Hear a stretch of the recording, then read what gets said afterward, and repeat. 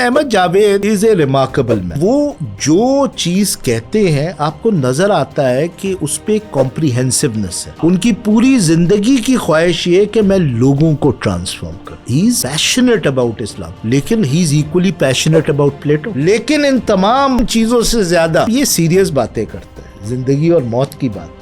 लेकिन जो नौजवानों के लिए बहुत अट्रैक्टिव होती है कि उनकी हर गुफ्तगू में जॉय होता है। लेकिन आप सब अहमद जावेद साहब के साथ एक नाइंसाफी कर रहे हैं, ये मेरा प्रोटेस्ट है। आज हम आखिरी सवाल अहमद जावेद साहब के हवाले से करेंगे, जो कि वो बहुत ज़रूरी है कि आपने उनको सुनना शुरू किया, फिर मुलाकातों के लिए आप आते भी उनके पास।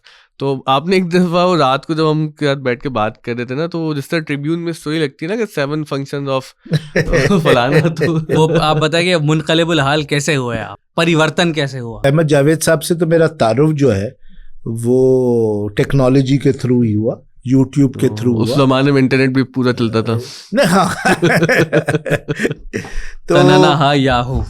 तो उससे सुनना शुरू किया। असल में मेरा रुझान उनकी तरफ पहले तो शायरी की वजह से हुआ, लेकिन फिर मैं इंट्रोड्यूस हुआ अहमद जावेद द फिलोसोफर, फिर मैं इंट्रोड्यूस हुआ Ahmad Javed the Islamic scholar, ठीक है ना। और फिर अब उनके मुख्तलिफ जो जाविये हैं उनसे मैं इंट्रोड्यूस होता हूँ। The man of all seasons. हाँ, वो सोशियोलॉजिस्ट भी है, वो हिस्टोरियन भी है, ठीक है ना। वो प्योर कॉन्वर्सेशनिस्ट भी हैं। वो मतलब मैं तो, मेरी बीवी जो है वो अक्सर जो है मुझे डांटती है, क्योंकि अक्सर मैं सिर्फ उनकी उर्दू सुनते हुए सो जाता हूँ, ठीक है ना। इतनी रिलैक्सिंग होती, मैं अक्सर उनको सिर्फ सुनता हूँ ज़बान के लिए, ठीक है ना, क्योंकि वो ज़बान भी हमने लूज़ कर दी है।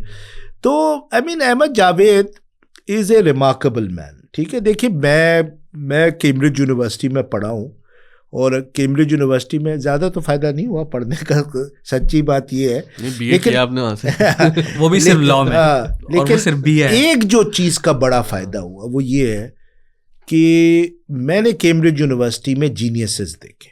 अच्छा। जीनियस क्या होता है, वाह, वो मैंने देखा है, ठीक है ना। फिर तो हमने पहले सवाल किया ना, इतनी क्लैरिटी कैसे? मेरे ख्याल से वो जो आपका वक्त गुजरा उसने भी फिर आपकी सोच पे असर डाला, उन जीनियस की सोबत में लुटता है काफिला। देखिए, जब आप इन ऐसे लोगों के साथ एक इंटरैक्ट कर जाए ना, तो अगर आप असर लेना चाहे तो ये आप असर लेते हैं कि हर इंसान की ख्वाहिश होती है कि वो एक सर्टन एक्सेलेंस की तरफ जाए। अब आपने वो पैमाने देख लिए हैं, अब आप उस एक्सेलेंस की तरफ तो नहीं जा सकते, बिकॉज दोज आर जीनियसेस, ठीक है। तो अहमद जावेद साहब को जब मैंने सुना तो मुझे इस बात में कोई शक नहीं था कि we were in the presence of a genius, ठीक है।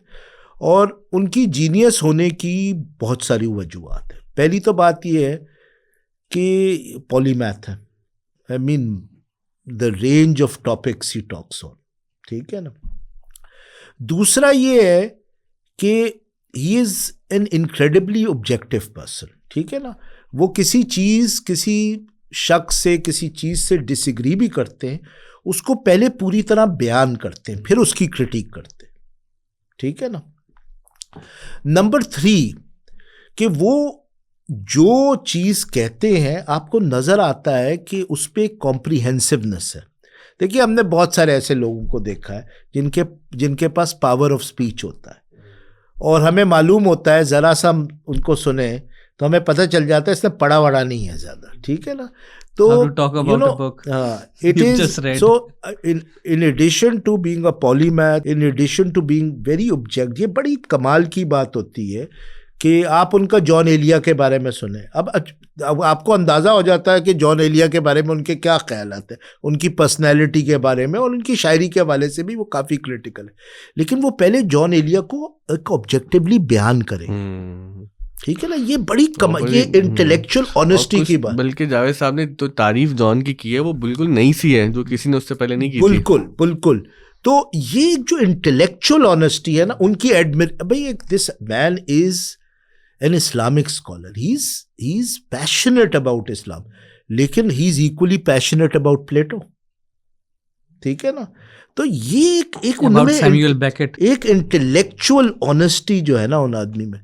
फिर ये है कि इंतहा की कोशिश करते हैं कि सच बोले, हो सकता है उसमें गलती करें, इस पे भी वाह, उसमें भी हो सकता है देखिए गलती करे।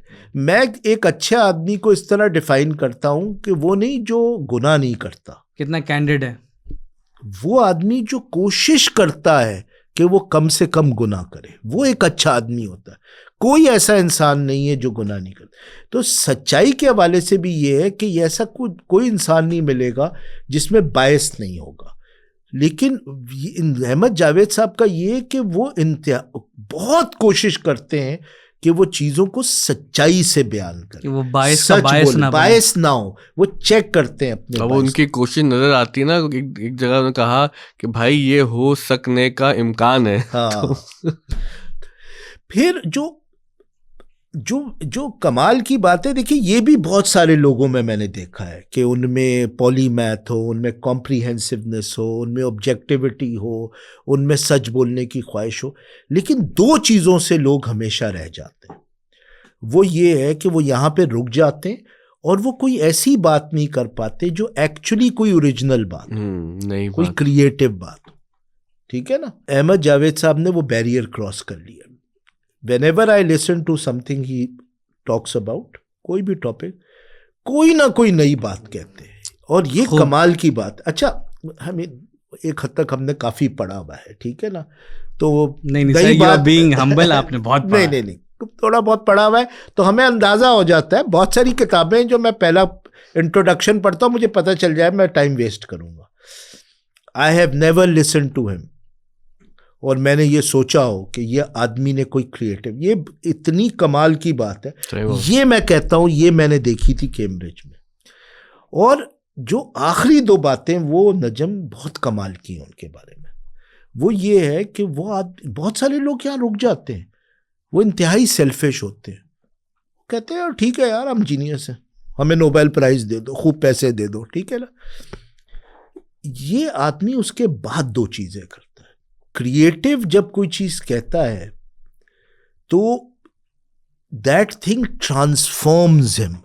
आप उनमें देखेंगे कि उस चीज की तब्दीली आई होगी, उनकी सोच में, उनकी शख्सियत में आपको नजर आएगी वो चीज, ठीक है ना।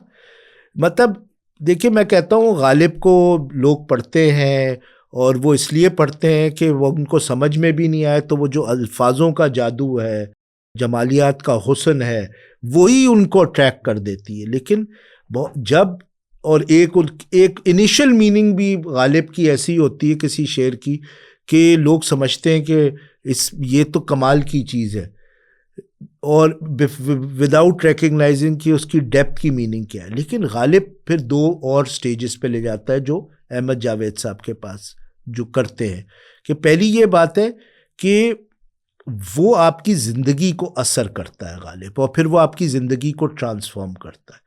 तो ये जो भी बात करते हैं वो करते इसलिए हैं, लगता ये है उनकी सारी शख्सियत से कि वो सिर्फ समझने नहीं आए, वो अपने आप को ट्रांसफॉर्म करने आए।